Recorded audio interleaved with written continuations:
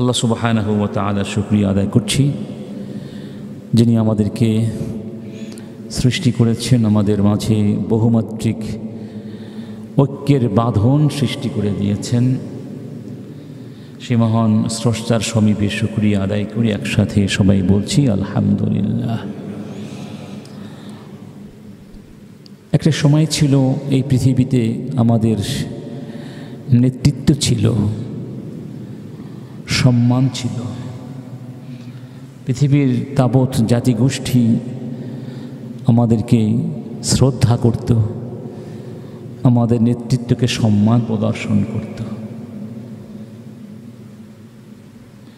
কিন্তু আজকে দেশের ভিতরে দেশের বাইরে আমাদের আসলে সেই নেতৃত্ব হারিয়ে গেছে। সেই সম্মান এখন সুদূর পরাহত। পৃথিবীর মানুষেরা আমাদেরকে এখন মনে করে আমরা একটি পশ্চাৎপদ উম্মাহ, যেই উম্মতের মধ্যে আত্মসম্মান বোধ নেই, যাদের নেতৃত্ব করার কোনো কোয়ালিটি নেই, যে উম্মাকে কেউ শ্রদ্ধার চোখে এখন দেখে না। যার প্রমাণ হচ্ছে আপনি যেদিকেই তাকাবেন দেখবেন মুসলমানদের রক্তই বেশি ঝরছে। যদি মুসলিম উম্মার সেই অতীতের সম্মান, মর্যাদা, নেতৃত্বের অবস্থান থাকত, তাহলে কি আজকের পৃথিবীর মানুষগুলো প্যালেস্টাইনে হাজার হাজার মুসলিম নারী পুরুষ নির্মমভাবে নিহত হচ্ছে, তাদেরকে হত্যা করা হচ্ছে, এই দৃশ্য চলতে দেয়া হতো? অতএব এই একটি দৃশ্যই আমাদের জন্য যথেষ্ট বোঝার ক্ষেত্রে যে এই পৃথিবীর বুকে আমাদের অবস্থান এখন কোথায় রয়েছে। কারণ কি? এর অনেকগুলো কারণ আছে।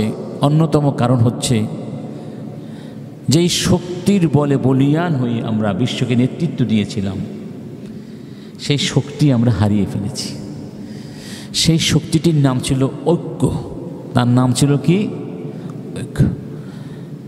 বাংলাদেশের কথাই ভাবুন, গত 2 দিন থেকে এই কয়েকদিন ধরে দেশে যে অনাকাঙ্ক্ষিত নানা ধরনের ঘটনা প্রবাহ ঘটছে, এগুলো থেকে আমরা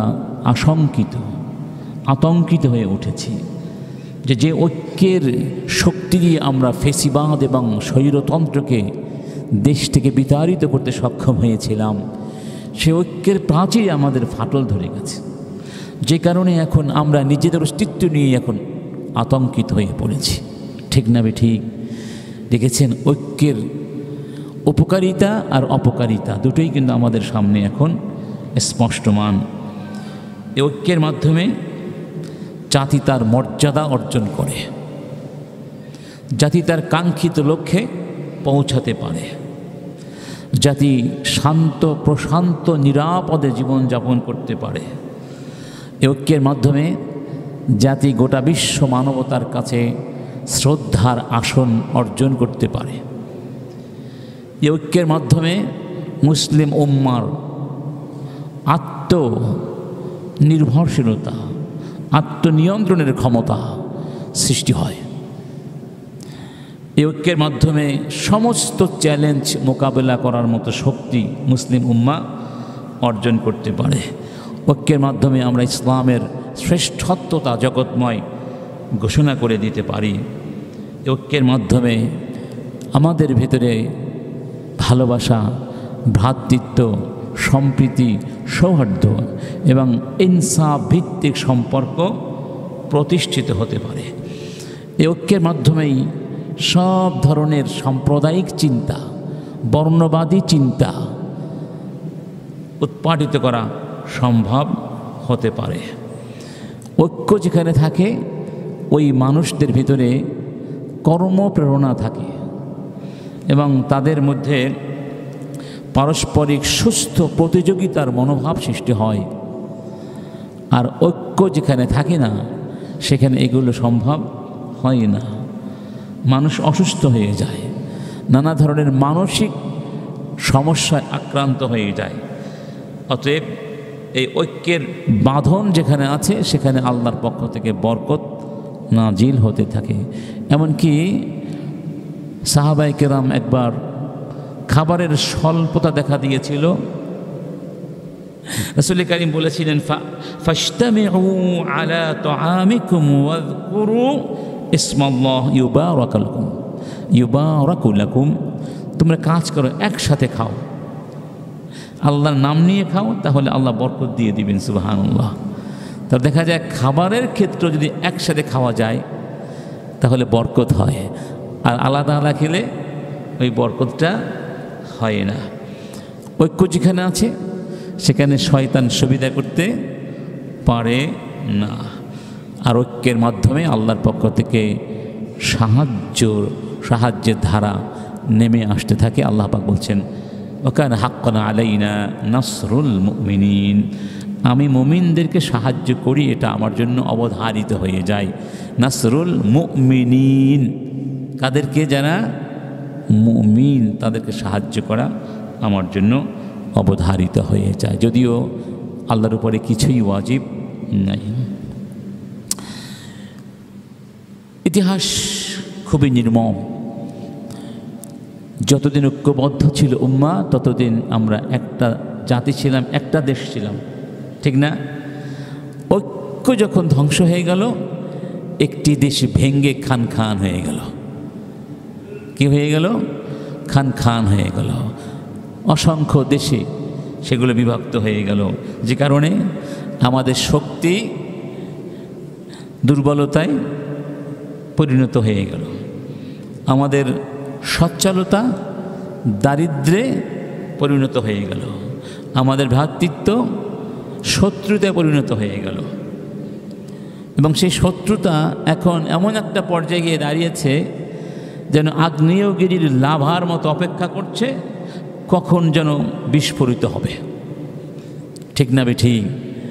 অতএব এই অনৈক্য আর অনৈক্যের আঘাত যদি আমরা প্রতিহত করতে না পারি, অনৈক্য বিদূরিত করে যদি ঐক্য আমরা করতে না পারি, তাহলে অন্তত আর যাই হোক আমাদেরকে দিয়ে এই জাতির, এই রাষ্ট্রের, এই দেশের কোনো উপকার, আমরা হয়ে যাব প্রত্যেকেই ধ্বংস এবং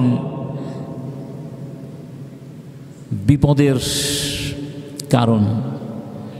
আপনারা কি সবাই চান এই জাতি আবার ঐক্যবদ্ধ হোক? শুধু দেশের ভেতরে নয়, বাংলাদেশের ভেতরে, বাংলাদেশের বাহিরে গোটা উম্মাহ যে ঐক্য ধারণ করে বিশ্বকে শাসন করেছিল, সেই ঐক্য আবার ফিরে আসুক, এটা আমরা সবাই চাই না? তাহলে বৃহত্তর ঐক্য করতে হলে আগে তো আমাদের এই ক্ষুদ্র পরিসরে ঐক্যকে প্রতিষ্ঠা করে প্রমাণ করতে হবে আমরা ঐক্যবদ্ধ হয়েছি ইনশাআল্লাহ। আলহামদুলিল্লাহ, আমরা আশাবাদী। আমি গতকাল সন্ধ্যার দিকে একটা পোস্ট করেছিলাম ফেসবুকে, মানে ঐক্যের আহ্বান জানিয়ে, বিশেষ করে যেই কয়েকজন অপরিণামদর্শী যুবক নেতৃত্বের কারণে এই ঐক্য ধ্বংস হয়েছে, তাদেরকে আহ্বান করেছিলাম জাতির কাছে ক্ষমা চাইতে। ঠিক এর কয়েক মিনিট পরেই দেখলাম আরেকটা পোস্ট, জানি না আমার পোস্ট না হতে পারে, হয়তো আমি লিখেছিলাম আমার মনের কথা। এটা তো আমার মনের কথা না, সবারই মনের কথা ছিল, ঠিক না? বাস্তবতা তাই চাচ্ছিল। আলহামদুলিল্লাহ, তারা তাদের ভুলটা বুঝতে পেরেছেন। যারা আমাদেরকে, আমাদের মাঝে বিভাজন তৈরি করে এই দেশকে ভারতের অঙ্গরাজ্য বানাবার একটা অবস্থানে নিয়ে গিয়েছিলেন, তারা তাদের ভুলটা কিছুটা হলেও বুঝতে পেরেছেন, ক্ষমা চেয়েছেন, বিভাজনের রাজনীতি করবেন না বলে ওয়াদা করেছেন। এটা একটা ভালো আলহামদুলিল্লাহ সুযোগ। আলহামদুলিল্লাহ, তার মানে ষড়যন্ত্রটা কিছুটা হলেও এখন আপাতত ব্যর্থ হয়েছে। আমরাও চাই জাতীয় ঐক্য। আমরা কি চাই? জাতীয় ঐক্য চাই, কারণ ঐক্য ছাড়া আমাদের বাঁচার আর কোনো উপায় নাই। আমাদের কোনো উপায় নাই। ঐক্য আমাদের ধারণ করতেই হবে, অন্যথায় আমাদের অস্তিত্ব, আমাদের সার্বভৌমত্ব, আমাদের সব কিছু ভয়ানক বিপদের মধ্যে পড়ে যায়, বিপজ্জনক অবস্থা আমাদের পড়ে যেতে হবে। এই জন্য আজকে আমরা এই বিষয়টিকে সামনে রেখে বাস্তবতার আলোকে ঐক্যের গুরুত্বের উপরে কোরআন সুন্নাহর আলোকে কিছু কথা বলবো, যা আসলে বিষয়টি কি, ঐক্যের বিধান কি ইসলামে। প্রশ্ন করতে পারেন ঐক্যের বিধান কি, এটা তো আমাদের জানা আছে, ঐক্য তো ফরজ ওয়াজিব না। যদি জানা থাকতো তাহলে এতটা অনৈক্য আমাদের মাঝে সৃষ্টি হতো। আমাদের বাস্তবতা বলছে ঐক্যের গুরুত্ব আমরা ভুলে গেছি, যে কারণে এখন অনৈক্যের আঘাতে আঘাতে আমরা জর্জরিত হয়ে পড়েছি। আসুন আমরা আলোচনা করব ঐক্যের গুরুত্ব কতটুকু। এরপরে বেশ কিছু পয়েন্ট আলোচনা করার ইচ্ছা আছে। অনৈক্যের কারণগুলো কী, অনৈক্যের পরিণামগুলো কী, ঐক্য সৃষ্টির উপায়গুলো কী, আমরা কিভাবে একতাবদ্ধ হতে পারবো, এই বিষয়গুলো আমরা ইনশাআল্লাহ আলোচনা করব ইনশাআল্লাহ। প্রথম কথা হচ্ছে হুকমুল ওয়াহদা, ঐক্যের বিধান কি অথবা এর গুরুত্ব কতটুকু। আল্লাহ সুবহানাহু ওয়া তাআলা মুসলিম উম্মাহকে যে সমস্ত বৈশিষ্ট্য দান করেছেন, এই সব বৈশিষ্ট্যের মধ্যে একটি অবিচ্ছেদ্য বৈশিষ্ট্যের নাম হচ্ছে ঐক্য। রব্বুল আলামিন বলছেন ওয়া ইন্না হাযিহি উম্মাতুকুম উম্মাতান ওয়াহিদা ওয়া আনা রাব্বুকুম ফা'বুদুন ওয়া আন্না হাযিহি উম্মাতুকুম উম্মাতান ওয়াহিদা। তোমাদের এই জাতিটা একটা জাতি, তোমরা একটা জাতি। সুবহানাল্লাহ। উম্মাতান ওয়াহিদা, ওয়াহিদা মানে এক, উম্মা মানে জাতি। তোমাদের এই জাতিটা একটা জাতি। কে বলেছেন? আমি তোমাদের রব, অতএব আমার ইবাদত করো। এই আয়াতের দাবি হলো মুসলিম উম্মাহ ঐক্যবদ্ধভাবে আল্লাহ পাকের ইবাদত করবে, কারণ তারা একটা জাতি। কোরআন এবং হাদিসের ভিতরে এই ঐক্যের প্রতি আমাদেরকে বিভিন্নভাবে আহ্বান করা হয়েছে, বিভিন্ন স্টাইলে, বিভিন্ন আঙ্গিকে, বিভিন্ন শৈলী দিয়ে। যেমন ধরুন, কখনো সরাসরি ঐক্যবদ্ধ থাকতে বলা হয়েছে, যেমন আল্লাহ পাক বলছেন ওয়াতাসিমু বিহাবলিল্লাহি জামিআন ওয়ালা তাফাররাকু। ওয়াতাসিমু বিহাবলিল্লাহ, তোমরা সবাই একসাথে ঐক্যবদ্ধভাবে আল্লাহ সুবহানাহু ওয়া তাআলার রজ্জুকে, রশিকে ধারণ করো। একসাথে, কয় সাথে? একসাথে আল্লাহ রশিকে ধরো। সুবহানাল্লাহ। এখানে ওয়াতাসিমু এর ব্যাখ্যায় আল ইমাম কুরতুবী রাহিমাহুল্লাহ তিনি বলছেন ফাইন্নাল্লাহা ইয়া'মুরু বিল উলফাহ ওয়া ইয়ানহা আনিল ফুরকাহ ফাইন্নাল ফুরকাতা হালাকাহ ওয়াল জামাআতু নাজাহ। এই আয়াতের মাধ্যমে আল্লাহ আমাদেরকে পারস্পরিক মহব্বত এবং ভালোবাসা সৃষ্টির জন্যে, ধারণ করার জন্যে নির্দেশ করেছেন এবং পারস্পরিক বিচ্ছিন্নতা থেকে নিষেধ করেছেন। কারণ বিচ্ছিন্নতা হলো, অনৈক্য হলো ধ্বংস, আর সামষ্টিকভাবে, সমষ্টিগতভাবে জীবনযাপন করা, সামষ্টিক জীবনযাপন করা, ঐক্যবদ্ধ জীবনযাপন করা, এটা হচ্ছে নাজাত। আল জামাআ, জামাআ মানে ঐক্যবদ্ধ থাকা, জামাআ হচ্ছে নাজাত, আর ফুরকা মানে ফেরাক মানে বিচ্ছেদ, এটা হচ্ছে কি? ধ্বংস। এই আদেশটা কার? আদেশ কার? ওয়াতাসিমু, আল্লাহর আদেশ। নামাজ আমি কেন পড়ছি? আল্লাহ আদেশ করেছেন তাই নামাজ পড়ছি। নামাজ পড়া ফরজ। নামাজ পড়া ফরজ হয়ে থাকে তাহলে ওই আল্লাহর আরেকটি আদেশ হচ্ছে ঐক্যবদ্ধ থাকা, ঐক্যবদ্ধভাবে তার দাসত্ব করা, ঐক্যবদ্ধ থাকাও তাহলে কি? এটা ফরজ। এটা কি? ফরজ। অতএব আপনার কারণে আমার কারণে যদি উম্মার ঐক্যের বাঁধনে বিচ্ছিন্নতা সৃষ্টি হয়, আপনি আমি একটি ফরজ দায়িত্ব লঙ্ঘন করার কারণে আল্লাহর কাছে অপরাধী বলে সাব্যস্ত হব। কঠিন অপরাধ, এটা কঠিন অপরাধ। বরং এই অনৈক্য থেকে যে ফিতনা সৃষ্টি হয়, সেই ফিতনা কিন্তু হত্যাকাণ্ডের চেয়েও ভয়ানক। আল ফিতনা তো আসাদ্দু মিনাল কাতল। একজন মানুষকে হত্যা করা এটা যত বড় না অপরাধ, তার চেয়েও ভয়ানক অপরাধ, তার চেয়েও ভয়ানক পরিণতি সৃষ্টি করতে পারে ফিতনার আগুন যদি সমাজে কেউ জ্বালিয়ে দেয়। ঐক্যবদ্ধ থাকলে কেউ ফিতনার আগুন জ্বালাতে পারবে না, আর ঐক্য না থাকলে ফিতনার আগুন সহজেই জ্বালিয়ে দেওয়া যায়। হাদিসের মধ্যে বলা হয়েছে, ইন্নাল্লাহা ইয়ারদা লাকুম সালাসান ওয়া ইয়াকরাহু লাকুম সালাসা। আল্লাহ সুবহানাহু ওয়া তাআলা তোমাদের জন্য তিনটি জিনিসকে পছন্দ করেন, তিনটি জিনিসকে অপছন্দ করেন। ফারাদিয়া লাকুম, যেই তিনটি জিনিসকে তিনি পছন্দ করেছেন বা করেন তোমাদের জন্য, সেগুলো হচ্ছে আন তা'বুদুহু ওয়া লা তুশরিকু বিহি শাইআ, তোমরা শুধুমাত্র তারই ইবাদত করবে, তার ইবাদতে তার সাথে কাউকে শরীক করবে না। ওয়া আন তা'তাসিমু বিহাবলিল্লাহি জামিআন ওয়া লা তাফাররাকু, এবং তোমরা সবাই ঐক্যবদ্ধভাবে আল্লাহর রজ্জুকে ধারণ করবে। ওয়ালা তাফাররাকু, তোমরা কি হয়ে যেও না, পরস্পর বিচ্ছিন্ন হয়ে যেও না। কোরআনেও তাই বলা হয়েছে, ওয়াতাসিমু বিহাবলিল্লাহি জামিআন ওয়ালা তাফাররাকু, তোমরা পরস্পর বিচ্ছিন্ন হয়ে যেও না। আচ্ছা,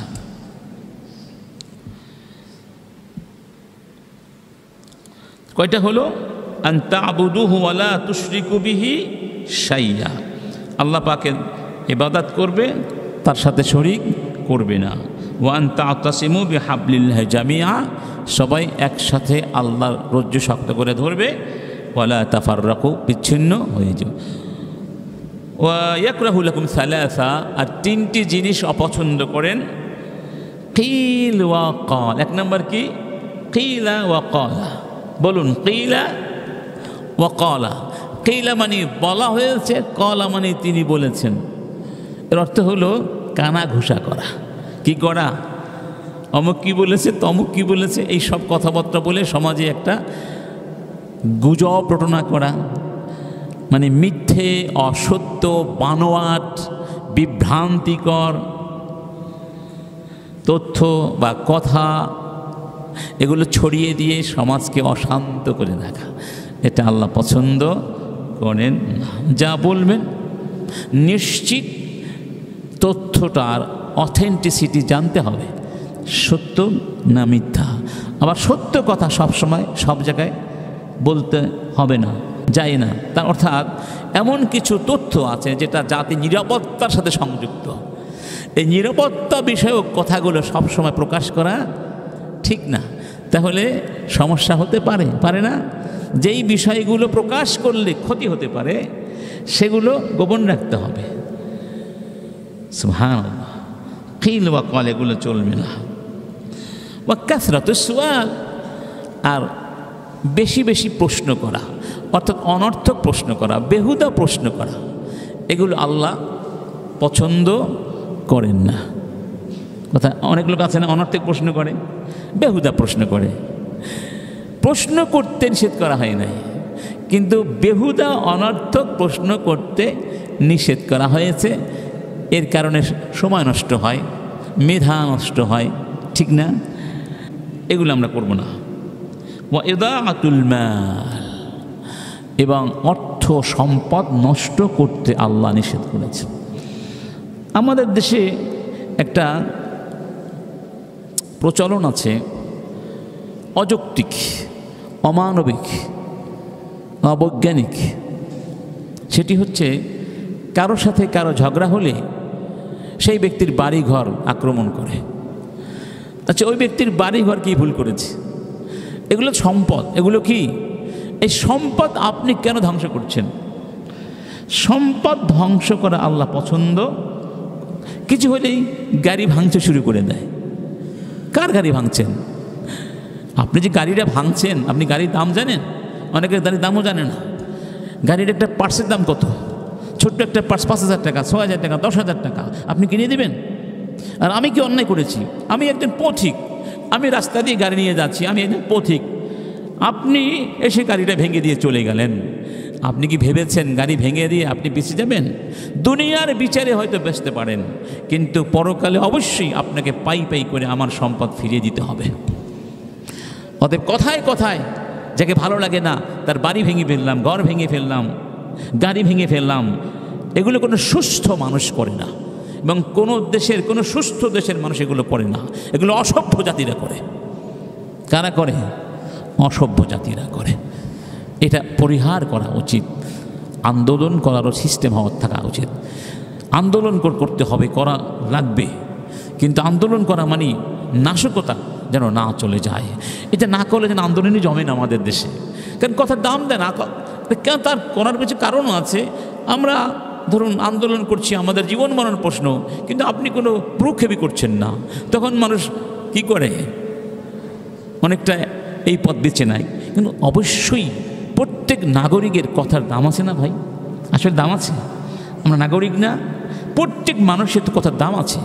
কেউ যখন কিছু দাবি করে, আন্দোলন করে, তার কথাটা দাম দেওয়া দরকার, যে আপনি আসলে কী চাচ্ছেন, কী সমস্যা। সমস্যা আছে বলেই তো রাস্তায় নেমেছে, ঠিক না?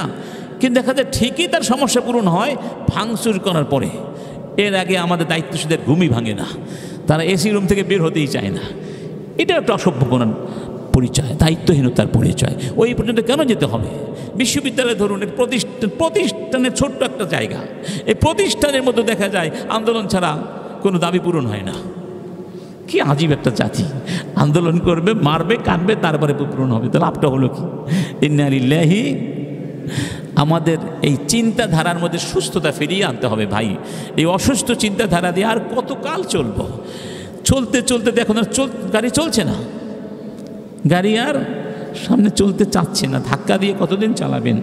ইসলাম কত সুন্দর, ইদাআতুল মাল। কারণ মালের মালিককে, সম্পদের মালিককে আল্লাহ। এমনও যদি হয় আপনি ঘুষ দিয়ে এই জমি কিনেছেন, এই প্রতিষ্ঠান করেছেন, এটা আপনার টাকা দিয়ে করেন নাই, তাহলে সরকার বলবে এই সম্পদ তোমার না, এই সম্পদ প্রাপকদের ফিরিয়ে দেওয়া হবে, অসুবিধা কি?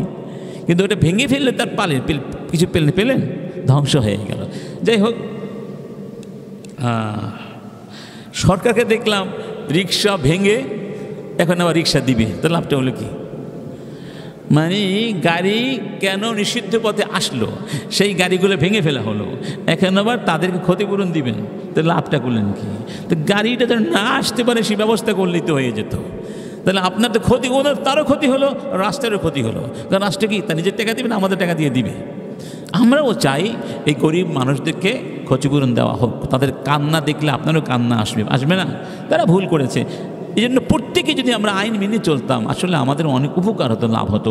এটা আমরা বুঝছি না। যাই হোক, তাহলে এই হাদিস থেকে বোঝা যায় আল্লাহ পাক পছন্দ করেন কি? মারামারি পছন্দ করেন না, হানাহানি পছন্দ করেন না, অনৈক্য পছন্দ মোটেই করেন না।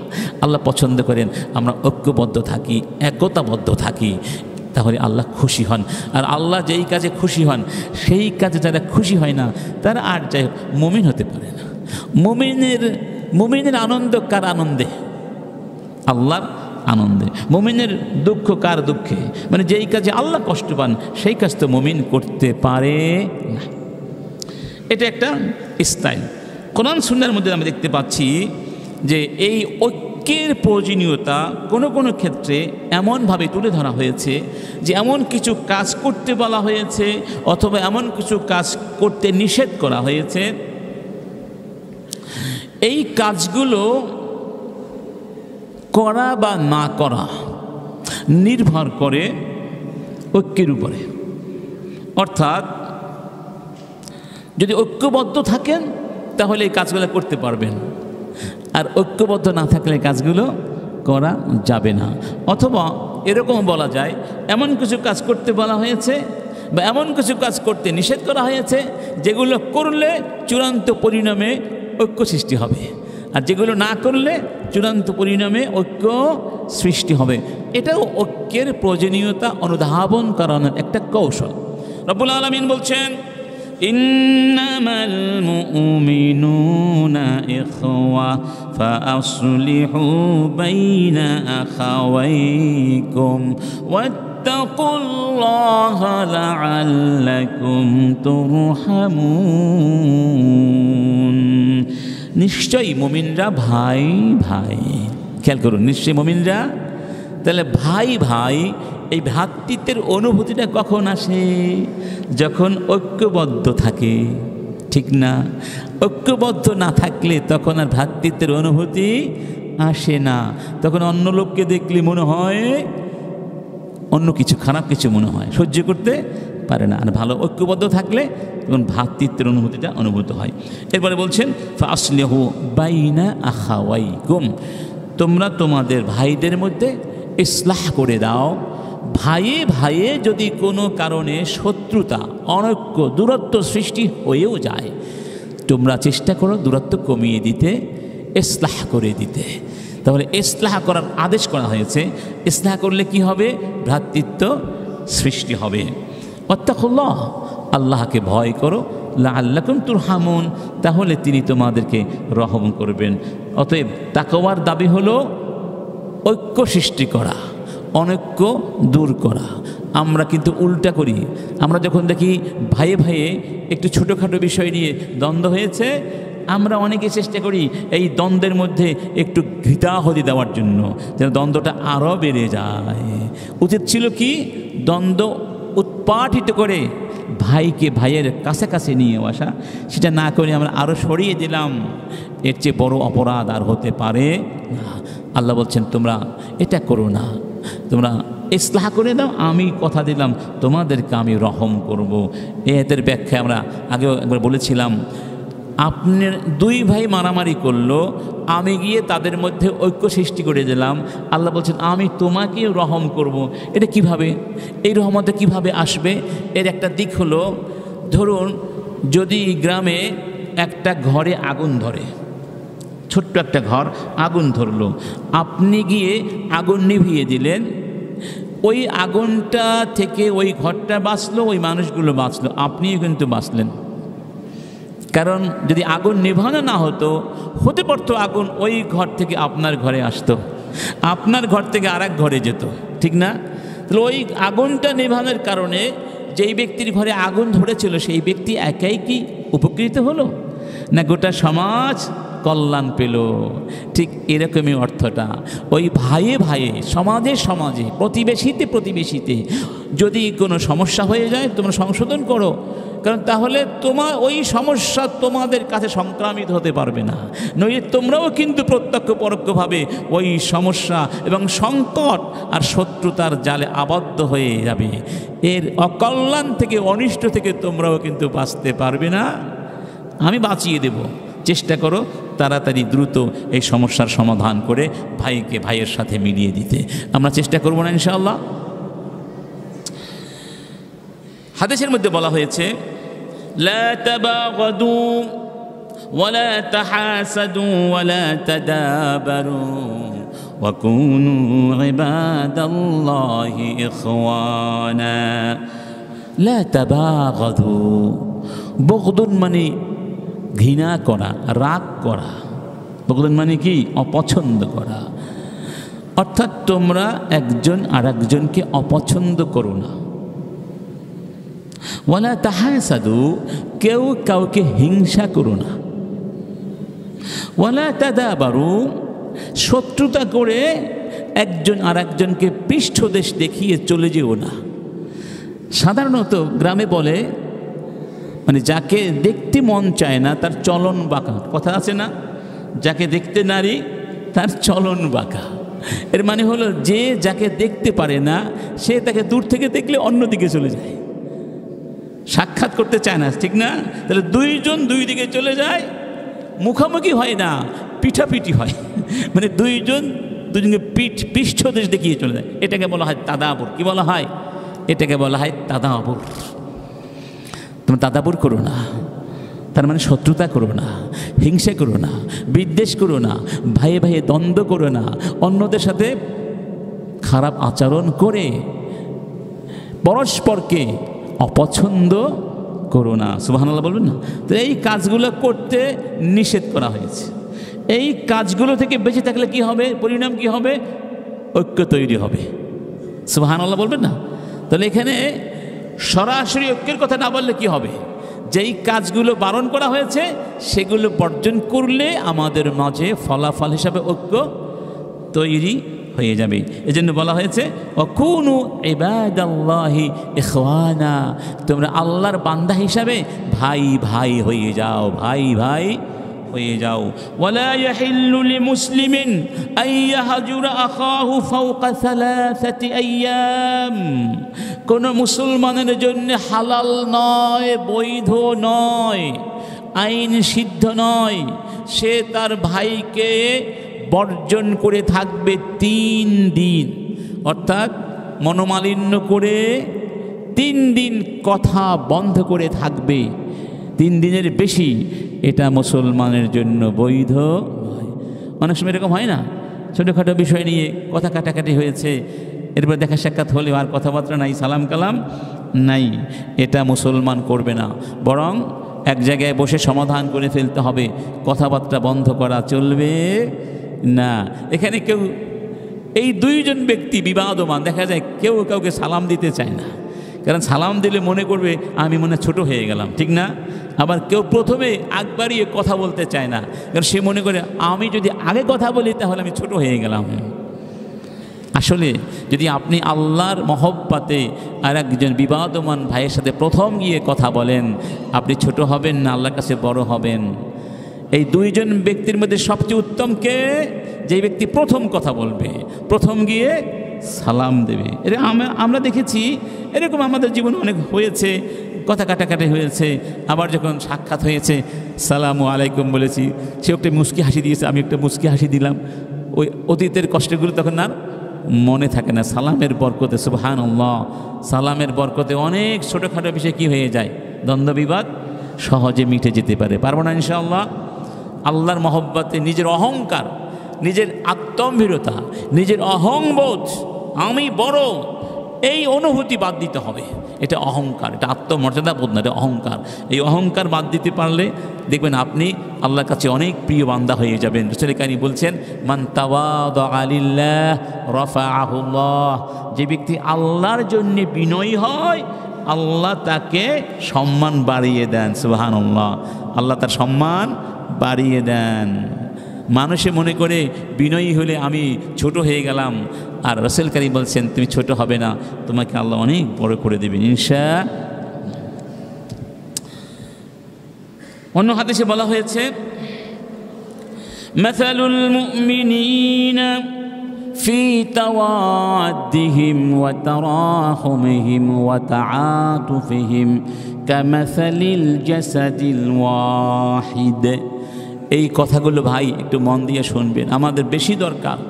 আমাদের এই সমাজে এত বিভেদ, এত মারামারি, এত দূরত্ব, চিন্তার দূরত্ব, আদর্শের দূরত্ব, ভাবের দূরত্ব, ভাবনার দূরত্ব, জীবন আচারের দূরত্ব, এই দূরত্বের কোনো শেষ নাই। আপনাদের সাধারণ লোকদের কথা বাদ দিলাম, আমরা আলেমরাই কম নাকি? এরকম আলেমে আমরা আছি, একজন আর একজনকে দেখলে সালামও দেই না, নামাজও পড়ি না তার পেছনে, আসে না ভাই? এই দূরত্ব দিয়ে কি আমরা কিছু করতে পারবো? আমাদের ধ্বংস অনিবার্য হয়ে দাঁড়িয়েছে এখন, যদি এই পর্যায়ে এসেও এই দূরত্ব ঘোচাতে না পারি। এই জন্যই কথাগুলো বলা।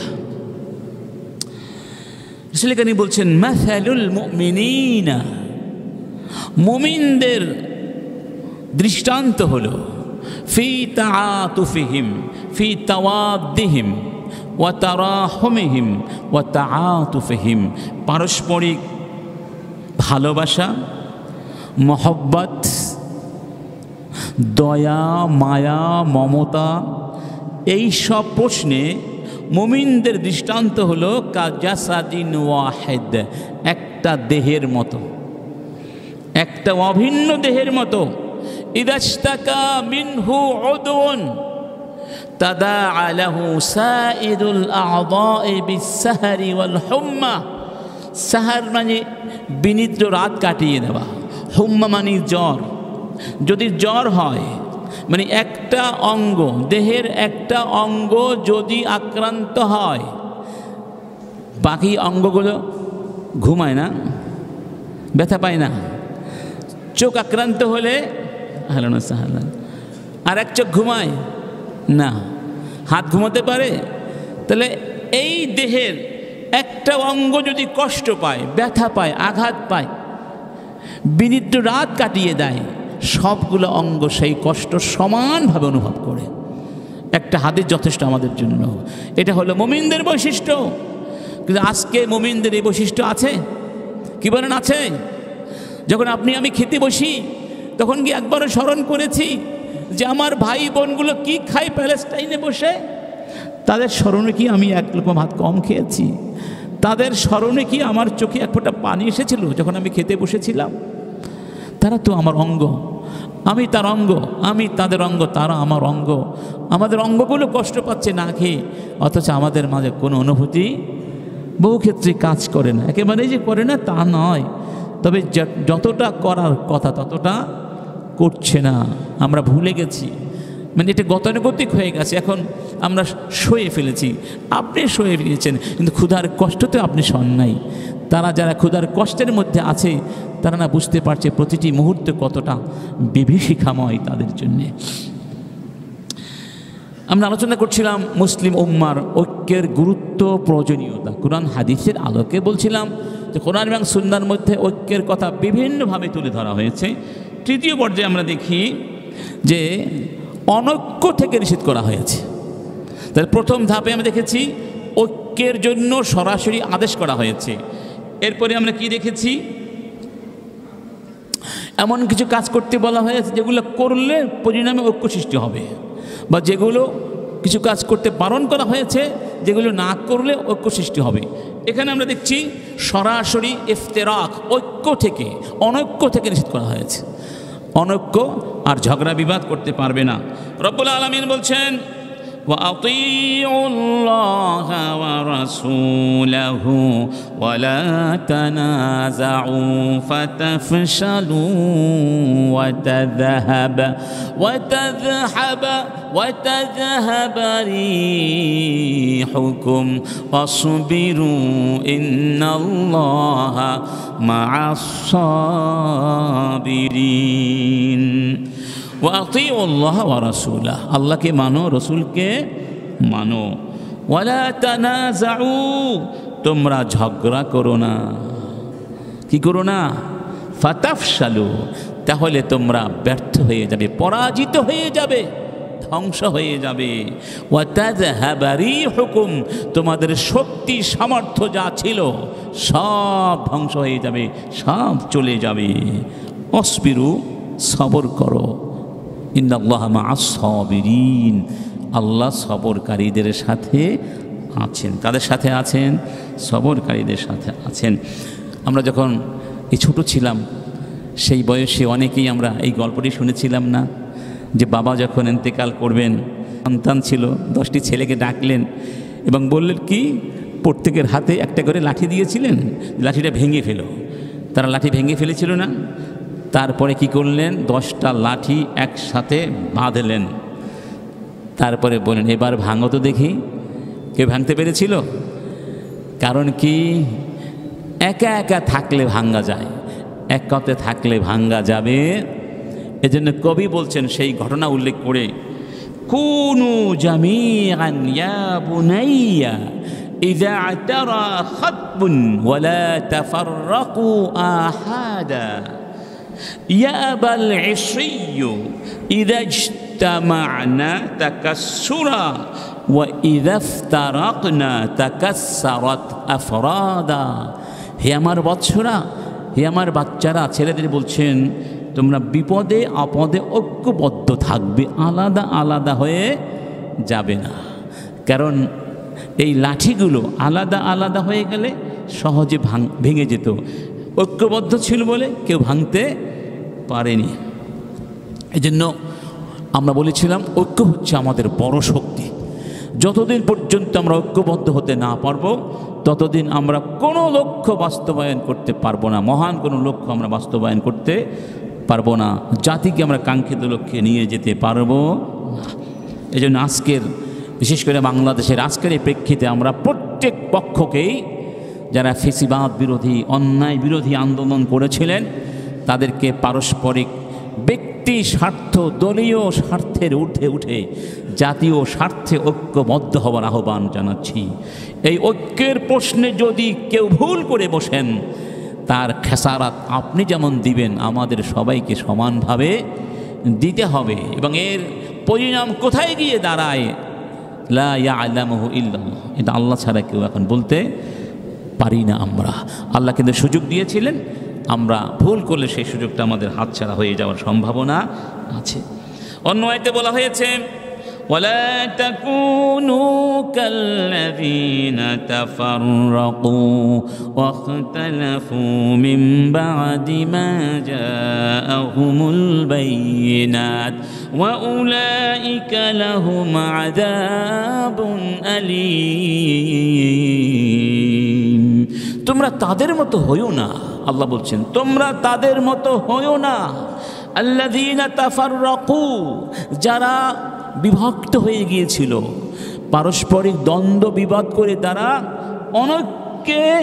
অনৈক্য সৃষ্টি করেছিল নিজেদের ভিতরে। ওয়াখতালাফু মিন বা'দি মা জাআহুমুল বায়িনাত, তাদের কাছে আমার পক্ষ থেকে সুস্পষ্ট শিক্ষা বিধান প্রমাণ আসার পরেও তারা ঝগড়া করলো, ফাসাদ করলো, ইখতিলাফ করলো এবং তারা অনৈক্যের গর্তে পড়ে গেল, ধ্বংস হয়ে গেল। আউলাইকা লাহুম আযাবুন আযীম, তাদের জন্য কঠিন শাস্তি অপেক্ষা করছে।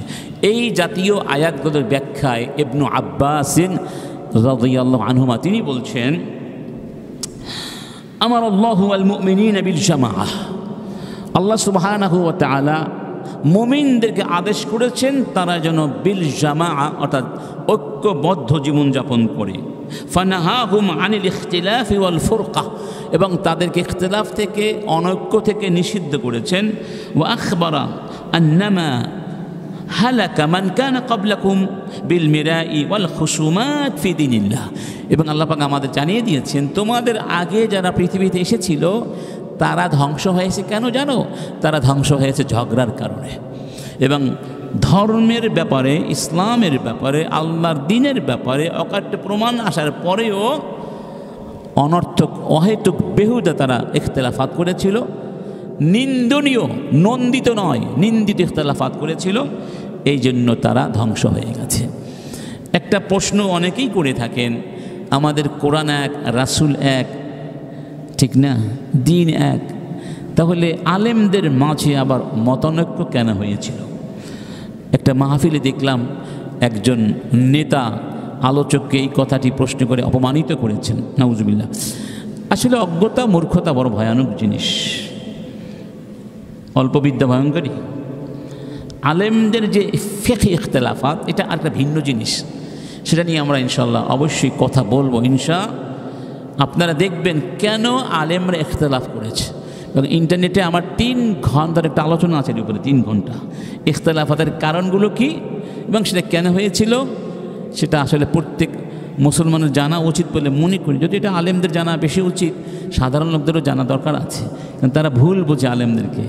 ওই ইখতিলাফাত নিয়ে তারা মারামারি করেন নাই। আবু হানিফার সাথে কি আবু হানিফার ছাত্ররাই তার সাথে অনেক বেশি ইখতিলাফ করেছে, মারামারি করেছেন, হিংসা বিদ্বেষ করেছেন? না, সেটা হলো জাতিকে সমৃদ্ধ করার ইখতিলাফ, জাতির সামনে সমাধানের বহুমাত্রিক দ্বার উন্মোচন করার ইখতিলাফ।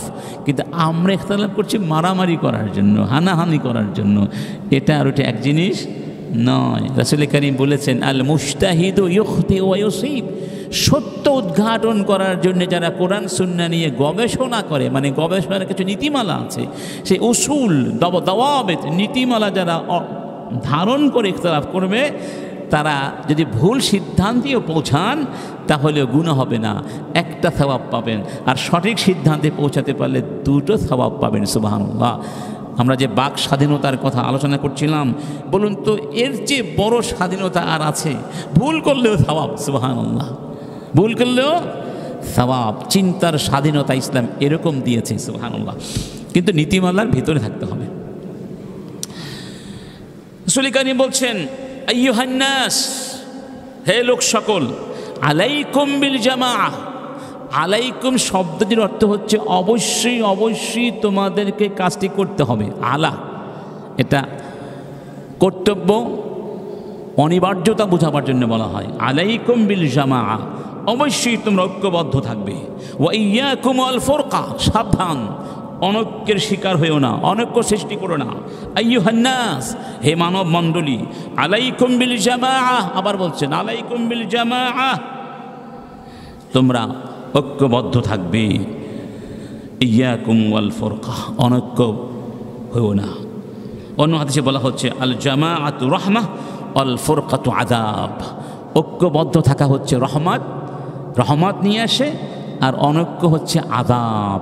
অনৈক্য যে কত বড় আযাব, যেটা আজকে আমরা হারে হারে টের পাচ্ছি। কোরআন এবং সুন্নাহর এই ঐক্যের প্রয়োজনীয়তা উপস্থাপনের আরেকটি শৈলী হচ্ছে অনৈক্যের ভয়াবহ পরিণামের কথা তুলে ধরা। রব্বুল আলামিন বলছেন, قُلْ هُوَ الْقَادِرُ عَلَىٰ أَن يَبْعَثَ عَلَيْكُمْ عَذَابًا مِّن فَوْقِكُمْ। হে রাসূল, তুমি বলে দাও, হুয়াল কাদিরু, ওই মহান সত্তার কিন্তু ক্ষমতা আছে, তিনি চাইলে সব কিছুই করতে পারেন। আইয়াবাআসা আলাইকুম আযাবাম মিন ফাওকিকুম, তিনি চাইলে আকাশ থেকে তোমাদের উপরে আযাব নাজিল করতে পারেন। আও মিন তাহতি আরজুলিকুম, কিংবা তোমাদের পায়ের নিচ থেকে, জমিনের ভেতর থেকে আযাব তিনি নিয়ে আসতে পারেন। আও ইয়ালবিসাকুম শিয়া, অথবা তোমাদেরকে শতদা বিভক্ত করে দিতে পারেন। তোমাদেরকে বিভক্ত করে ভাইকে ভাইয়ের বিরুদ্ধে শত্রুতায় ব্যস্ত করে দিতে পারেন। ওয়ায়ুযীকা বা'দাকুম বা'সা বা'দ, একজন আর একজনকে হত্যা করবে, ক্ষতি করবে, মারামারি করবে, কাটাকাটি করবে। তাহলে কি বোঝা গেল? এটা একটা শাস্তি, অনেক একটা শাস্তি। আকাশ থেকে শাস্তি আসতে পারে, জমিন থেকে শাস্তি আসতে পারে। আর নাফরমানি করো, আমার দিন না মেনে চলো, তাহলে তোমাদের মধ্যে অনৈক্য সৃষ্টি হয়ে যাবে। এটা একটা শাস্তি। এই অনৈক্যের কারণে ভাই ভাইকে মারবে, ভাই ভাইয়ের ঘাতক হয়ে যাবে। এখন হচ্ছে না? হচ্ছে কি না? ভাই ভাইয়ের ঘাতক, বন্ধু বন্ধুর ঘাতক, সন্তান বাবার ঘাতক, বাবা সন্তানের ঘাতক, স্বামী স্ত্রীর ঘাতক, স্ত্রী স্বামীর ঘাতক হয়ে গেছে। কারণ কি? আল্লাহর বিধান লঙ্ঘন করার কারণে আল্লাহ পাক এই শাস্তি নাজিল করে দিয়েছেন। এরপরে বলছেন, উনজুর কাইফা নুসাররিফুল আয়াতি লাআল্লাহুম ইয়াফকাহুন। হে রাসূল, একটু তাকিয়ে দেখো, আমি কি সুন্দর করে আমার নিদর্শনগুলো ওদের সামনে ব্যাখ্যা করে দিলাম, যাতে করে ওরা একটু বোঝার চেষ্টা করে। সুবহানাল্লাহ। অতএব অনৈক্য মানে আল্লাহর গজব, অনৈক্য মানে আল্লাহর শাস্তি, অনৈক্য মানে ভয়ানক পরিণাম। হাদিসে বলা হয়েছে, ইন্নামা আহলাকা মান কানা ক্বাবলাকুম সুআলুহুম ওয়া ইখতিলাফুহুম আলা আম্বিয়াইহিম। তোমাদের আগে যারা পৃথিবীতে এসেছিল তাদেরকে ধ্বংস করেছে দুইটা জিনিস। একটা হলো সুআলুহুম ওয়া ইখতিলাফুহুম আলাল আম্বিয়া, তারা নবীদের সাথে ইখতিলাফ করত আর নবীদেরকে আজে বাজে বিভিন্ন প্রশ্ন করে বিব্রত করত। নবীদেরকে অপমান করার জন্য নানা ধরনের প্রশ্ন তারা করতো না? এখনও দেখবেন অনেক অপমান করার জন্য প্রশ্ন করে, আছে নাকি নাই? বিভিন্ন টক শোতে যখন আলেমরা যায়, আলেমদেরকে ইচ্ছা করে অনেক আজে বাজে অপমানজনক প্রশ্ন করে ছোট করার চেষ্টা করা হয়, আছে নাকি নাই? আছে। তো এগুলো হচ্ছে জাতিকে ধ্বংস করার কিছু নমুনা। আবার কোনো কোনো ক্ষেত্রে দেখা যায় আল্লাহ পাক সুবহানাহু ওয়া তাআলা মুমিনদের এমন কিছু বৈশিষ্ট্য উল্লেখ করেছেন, সেই বৈশিষ্ট্যগুলোর অনিবার্য দাবি হলো ঐক্য। অর্থাৎ এই বৈশিষ্ট্যগুলো যদি মুমিনরা ধারণ করতে চায় তাহলে কি লাগবে? তাদের মধ্যে ঐক্য লাগবে। রব্বুল আলামিন বলছেন, ওয়াল মুমিনুনা ওয়াল মুমিনাতু বা'দুহুম আউলিয়াউ বা'দ। মুমিন পুরুষ মুমিন নারী, মানে মুমিনরা হলো পরস্পর বন্ধু, আউলিয়া পরস্পর কি আউলিয়া। এটা ওয়ালায়া, ওয়ালায়া মানে বন্ধুত্ব, এখান থেকে অলি, অলি বলি না আল্লাহর অলি, হ্যাঁ এটা হলো ওয়ালায়া। এই যে মুমিনের সাথে মুমিনের বন্ধুত্ব, এই বন্ধুত্ব মানে কি? এই বন্ধুত্ব মানে সহযোগিতা, মুমিন মুমিনকে সাহায্য করে। এই বন্ধুত্ব মানে মহব্বত, তারা পরস্পর মহব্বত করে। এই বন্ধুত্ব মানে তারা একজন আর একজনকে সম্মান করে। সুবহানাল্লাহ। এই বন্ধুত্বের মানে কি সে কথা সামনে বলা হয়েছে এই আয়াতের মধ্যেই। তার পরিচয় কি? ইয়ামুরুনা বিল মা'রুফি ওয়া ইয়ানহাউনা আনিল মুনকার ওয়া ইউকিমুনাস সালাতা ওয়া ইউতুনাজ যাকাতা ওয়া ইউতিউনাল্লাহা ওয়া রাসূলা। তারা একজন আর একজনকে, তারা নামাজ কায়েম, তারা একজন আর একজনকে ভালো কাজ করতে বলে, একজন আর একজনকে খারাপ কাজ করতে বাধা দেয়। তারা নামাজ কায়েম করে, যাকাত আদায় করে, আল্লাহকে মানে, রাসূলকে মানে। উলাইকা সায়ারহামুহুমুল্লাহ, এদেরকেই আল্লাহ রহম করবেন। সুবহানাল্লাহ। আল্লাহ রহমত পেতে হলে এই বন্ধুত্ব লাগবে, নামাজ লাগবে, যাকাত লাগবে, আল আমরু বিল মারুফ লাগবে, ওয়ান নাহি আনিল মুনকার লাগবে। এই সবগুলোর সমন্বয়ে আল্লাহ পাকের রহমত আমরা পাবো। আর এগুলোর দাবি হলো আমাদের মধ্যে চূড়ান্ত ঐক্যের বাঁধন সৃষ্টি করতে হবে। অনৈক্যের যত কারণ, ঘটক, অনুঘটক উপাদান রয়েছে সব কিছু অপারেশন করে ফেলে দিতে হবে, উৎপাদন করতে হবে। যদি করতে পারেন বা পারি তাহলে আমরা আল্লাহর রহমত পাবো, নইলে আমরা আল্লাহর রহমত পাবো না। এটা হলো এই আয়াতের সরাসরি দাবি। এই জন্য হাদিসে বলা হয়েছে আল মুমিন লিল মুমিন কাল বুনিয়ান ইয়াশুদ্দু বা'দাহু বা'দা। মুমিনরা হচ্ছে প্রাচীরের মতো, সীসা ঢালা প্রাচীরের মতো। এই যে প্রাচীর তৈরি হয়েছে ইটের সাথে ইট, ঠিক না, পাথরের সাথে পাথর, একটা গাঁথনি আছে না? এই গাঁথনি দিয়ে ইটকে ইটের সাথে, পাথরকে পাথরের সাথে অবিচ্ছেদ্য বাঁধনে কী করে দেওয়া হয়েছে, আবদ্ধ করে দেওয়া হয়েছে। এইরকম হচ্ছে মুমিনদের সম্পর্ক। তারা সীসা ঢালা প্রাচীরের মতো দাঁড়িয়ে থাকে, অর্থাৎ তাদের এই ঐক্যের প্রাচীরে কেউ আঘাত করে অনৈক্য সৃষ্টি করতে পারে না, কিন্তু সত্যিকার ইমানদার তারা হয়ে থাকে। ঠিক না বে ঠিক? যাই হোক, আমরা যেহেতু সময় আজকে এখানে শেষ হয়ে যাচ্ছে, এখানে আমরা শেষ করবো ইনশাআল্লাহ। তো বিষয়টি শেষ করতে পারছি না, তার দুটো বিষয় কিন্তু আমাদের এখন রয়ে গেছে। একটা বিষয়ে আমরা আলোচনা শুরু করেছিলাম, 4টা পর্ব হয়েছিল, ব্যক্তি স্বাধীনতা, ইসলাম, পাশ্চাত্য। আমরা পাশ্চাত্যের অধ্যায়টি এখনও বিস্তারিত আলোচনা করতে পারিনি। ইনশাআল্লাহ আল্লাহ যদি তৌফিক দান করেন, হজ থেকে এসে ইনশাআল্লাহ আবার দেখা হবে ইনশাআল্লাহ। হয়তো মাঝখানে 3 জুমুয়া আপনাদের সাথে আমার দেখা সাক্ষাৎ হওয়ার সম্ভাবনা নেই বললেই চলে, যদি আল্লাহ পাক সহি সালামতে হজে পৌঁছে যাবার তৌফিক দান করেন। আগামী 3 জুমা আমি দূরে থাকবো ইনশাআল্লাহ। এরপরে আল্লাহ পাক সহি সালামতে ফিরিয়ে আনলে আমরা এই বিষয়টি আর ওই বিষয়টি আলাদা করে ইনশাআল্লাহ আলোচনা করবো ইনশাআল্লাহ। তো আপনারা দোয়া করবেন যেন আল্লাহ পাক যারা হজ করতে গিয়েছেন, যারা যাচ্ছি, যারা যাবেন, সবাইকে হজ্জে মাবরুর নসিব করেন এবং সহি সালামতে যেন সমস্ত মানাসিক আদায় করে তৌফিক দান করেন। আমরা ইনশাআল্লাহ দোয়া করব যেন আল্লাহ পাক যারা হজ করতে পারেনি, আল্লাহ পাক যেন তাদেরকে হজ করে তৌফিক দান করেন। সবাই বলি আমিন। এবং দেশ এখন একটা ক্রান্তিকাল অতিক্রম করছে। আমরা আপনাদের কাছে অনুরোধ করছি, এই দেশ আমাদের সবার, এই দেশ আমাদের জন্য আল্লাহর আমানত। ভাই, আল্লাহ চাইলে তো আপনাকে আমেরিকায় সৃষ্টি করতে পারতেন না, সৌদি আরবে করতে পারতেন না। আল্লাহ আপনাকে আমাকে এই দেশের মাটিতে সৃষ্টি করেছেন। তাহলে এই মাটির সাথে আমাদের অনেক ভালোবাসার বাঁধন আছে। এই মাটির কাছে আমাদের অনেক কি আছে, দাবি আছে। আমাদের কাছে এই মাটির অনেক দাবি আছে, দায়বদ্ধতা আছে। এটা আমরা আলোচনা করেছিলাম। অতএব এই দেশের ক্ষতি হয় এমন কোনো কাজ আমরা করব না। প্রয়োজনে কিছুটা ব্যক্তি স্বার্থ, দলীয় স্বার্থ আমরা জলাঞ্জলি দিব দেশের বৃহত্তর স্বার্থে। যারা রাজনীতি করছেন, আমরা ভাই রাজনীতি নেতাও না, এমপিও না, মন্ত্রীও না, এগুলোর খাহেশও আমাদের নাই। কিন্তু আমরা অনুরোধ করব, যারা দায়িত্ব পালন করছেন, আগামীতে দায়িত্ব পালন করার জন্য প্রস্তুতি নিচ্ছেন, আল্লাহর হস্তে দেশকে ভালোবাসুন, দেশের মানুষকে ভালোবাসুন, জাতিকে ঐক্যবদ্ধ রেখে আপনারা আপনাদের কাঙ্ক্ষিত লক্ষ্যে পৌঁছাবার চেষ্টা করুন। আপাতত এই সংকটকে আমরা যাতে করে সফলতার সাথে অতিক্রম করতে পারি। আমাদের উপরে অনেক শকুন তাকিয়ে আছে। শকুন যেভাবে শিকারের দিকে তাকিয়ে থাকে, সুযোগ পেলেই ছো মেরে নিয়ে যায়।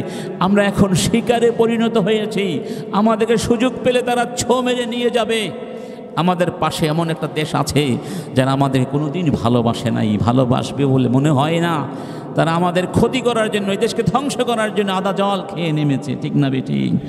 বহু জাতি আছে, তারাও আছে। অতএব আমরা যদি আমাদের ভালো না বুঝি, এমন ক্ষতি হয়ে যাবে, আমাদের প্রজন্ম ধ্বংস হয়ে যাবে, আমাদের সন্তানদের ভবিষ্যৎ নষ্ট হয়ে যাবে।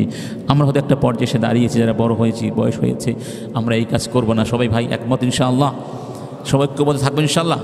ঐক্যবদ্ধ থাকার জন্য কারা কারা প্রস্তুত ইনশাআল্লাহ? আমরা সবাই এক থাকব। এই দেশে এখন কোনো রাজাকার, ভারতপন্থী, পাকিস্তানপন্থী এই সমস্ত কথা বলে অনৈক্য সৃষ্টি করবেন না। এই দেশে এখন কোনো পাকিস্তানপন্থী নাই। আছে? আছে? পাকিস্তানে কেউ পালিয়েছে গিয়ে? না ভারতে পালিয়েছে? পাকিস্তানপন্থী বলে কেউ এখানে নাই। ৭১ সালের ওই রাজাকার ফাজাকার কিন্তু বাদ দিতে হবে। এটা নতুন দেশ, এদেশে সবাই আমরা দেশকে ভালোবাসি। বরং যাদেরকে রাজাকার বলে আপনারা গালি দেন, আমি দেখি তারা দেশকে বেশি ভালোবাসে। এই দেশে হাসপাতাল তারা করেছে, এই দেশে বিশ্ববিদ্যালয় তারা করেছে, করে নাই? এই দেশে চট্টগ্রাম শহরের কোটি টাকা ব্যয় করে খাল পরিষ্কার তারা করেছে। উদাহরণ দিলাম আর কি। সবাই দেশকে ভালোবাসেন, তারাও কম ভালোবাসে। অতএব এখন ওই সমস্ত বিভাজন করে লাভ হবে না। এগুলো হচ্ছে পলিটিক্যাল গেম, নোংরা খেলা। এই নোংরা খেলে লাভ হয়েছে না ক্ষতি হয়েছে? এই নোংরামি খেলা যারা করেছে তারা লাভ হয়েছে না তাদের ক্ষতি হয়েছে? বহু ক্ষতি হয়েছে। জাতি অনেক ক্ষতিগ্রস্ত, অনেক পিছনে পড়ে গেছে। বিশ্বাস করুন, আপনার আল্লাহর ওয়াস্তে এগুলো ভুলে সবাই এক কাতারে দাঁড়ান। দেশটা আমাদের সবার। দেখবেন এই জাতি, আল্লাহ পাক আমাদেরকে যা দিয়েছেন সম্পদ, আর আমাদের মেধা, আমাদের সন্তানদের মেধা, আর আল্লাহর দেয়া ন্যাচারাল রিসোর্সেস, এগুলো যদি আমরা সঠিকভাবে ব্যবহার করতে পারি, ইনশাআল্লাহ কিসের সিঙ্গাপুর, আমরা জাপানকেও ছাড়িয়ে যাওয়ার ক্ষমতা আমরা রাখি আল্লাহ পাক আমাদেরকে তৌফিক দান করুন। ও আখিরু দাওয়ানা আলহামদুলিল্লাহি রাব্বিল আলামিন। সবাই দাঁড়িয়ে কাতারগুলো সোজা। আইসিল মিডিয়া, সত্য ও দিন প্রচারের লক্ষ্যে।